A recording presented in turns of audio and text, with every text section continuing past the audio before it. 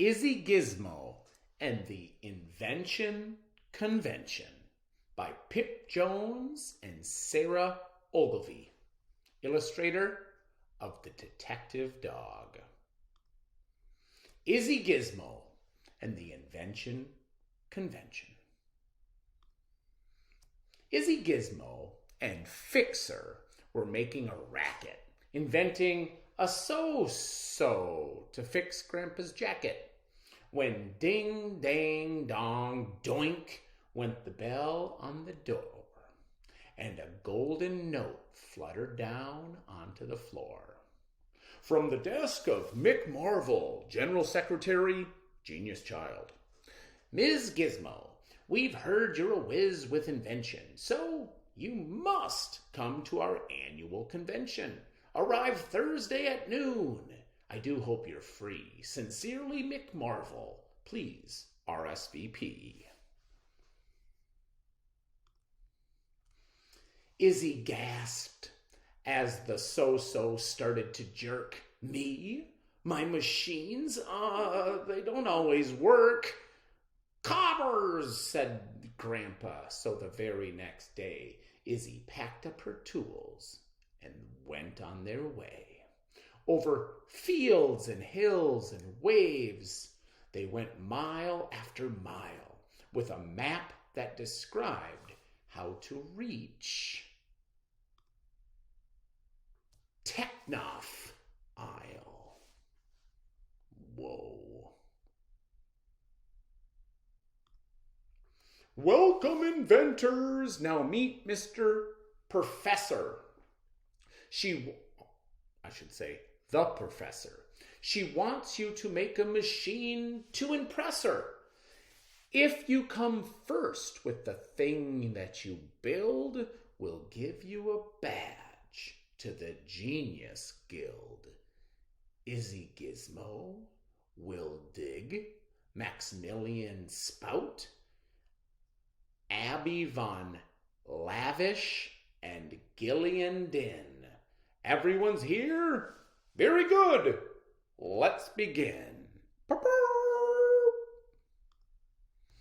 Abby Von Lavish's bench was pristine.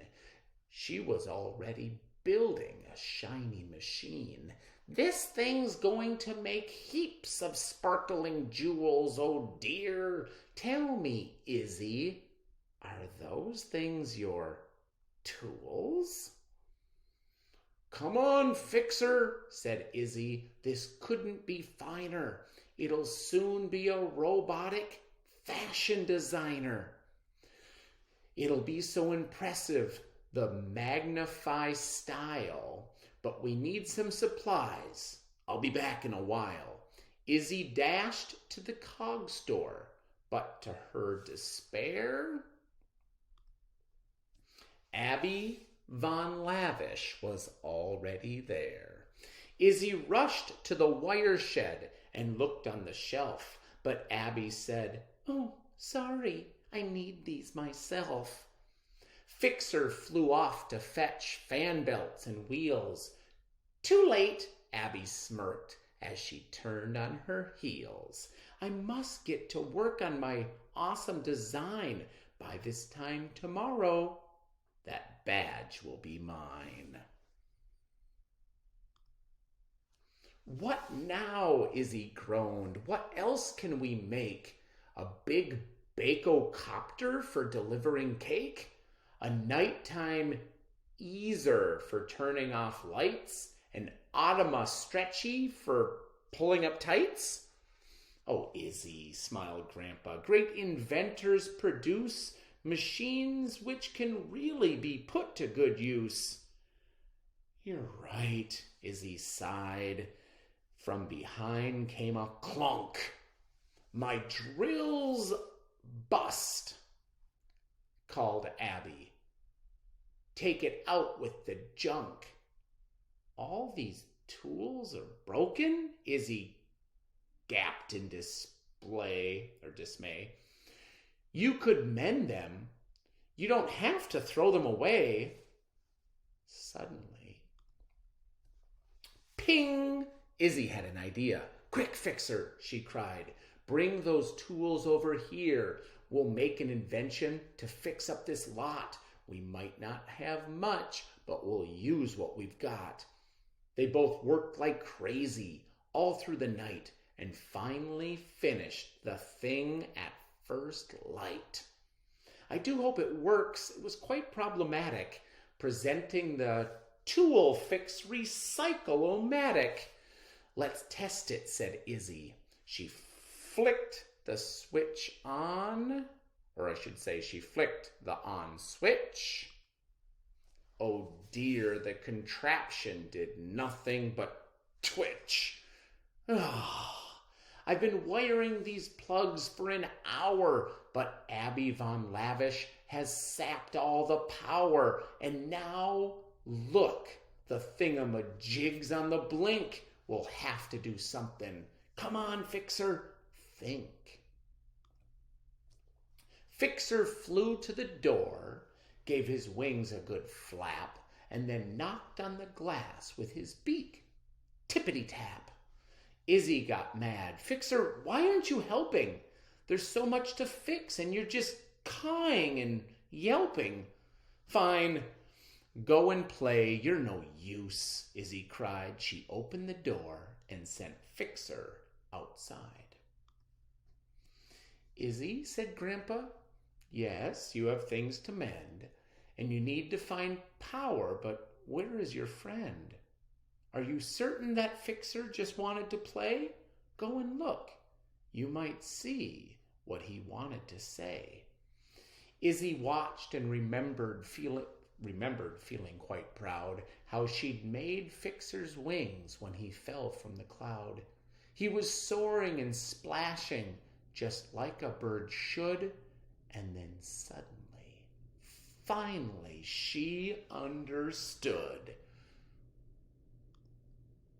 "Oh, Fixer, I'm sorry. We can do it. We must. There are just a few things that we need to adjust."